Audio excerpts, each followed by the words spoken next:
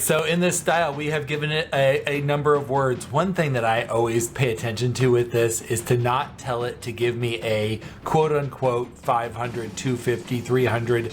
I don't ever use those round numbers that we're also accustomed to because I suspect that a lot of people do.